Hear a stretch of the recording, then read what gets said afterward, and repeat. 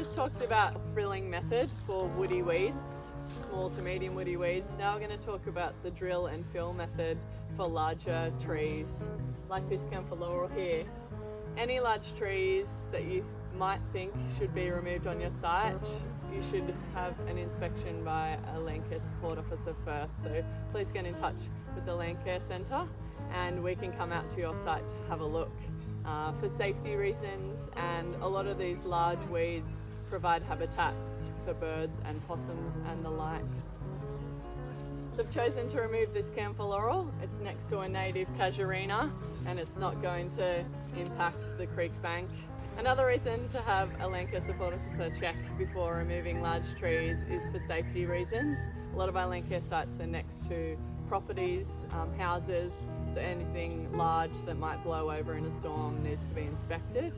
Here we're in the middle of a large land care site, and I feel comfortable in removing this tree. When the land care officer comes onto site, they're going to be wearing all the correct PPE, which is also what you should be wearing when using herbicide, which is rubber gloves, latex gloves as an impervious layer, long sleeves, long pants. Safety glasses are very important.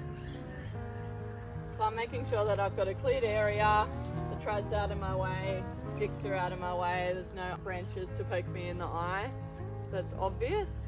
And then I'm going to start drilling. Got my herbicide bottle. Please make sure it's got a label on it. It's very important. It's got the poisons information on it. So land care officer will use the cordless drill and drilling about 5 centimeters apart and all around the tree.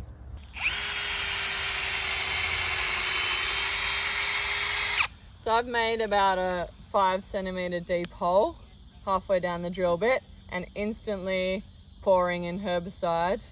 If you leave it too long and any treatment method, the plant can close up. Even when cutting and painting, scraping and painting, frilling, and when we're drilling and filling, it's important to immediately apply herbicide to that hole or that scrape because the plant can seal itself.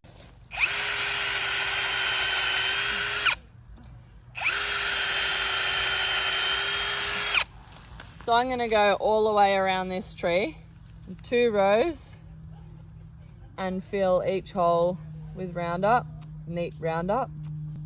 It's all site dependent, which is another reason a site assessment by a land care support officer is important. On this site, we've got regenerating natives like red ash and pittosporum and lily pillies that are going to replace the camphor laurel.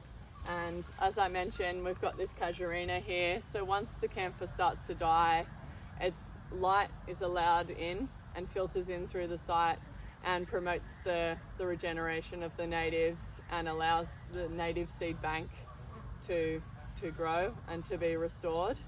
You might be wondering if after drilling and filling this large tree, whether we will chainsaw it and remove it from site, and the answer is no. Even a dead tree, known as a stag, is really important habitat. So once the tree's died, it may slowly shed branches, but the structure of the tree will be kept intact. For large birds like white-bellied sea eagles and other, in particular birds of prey, use this as a roosting site.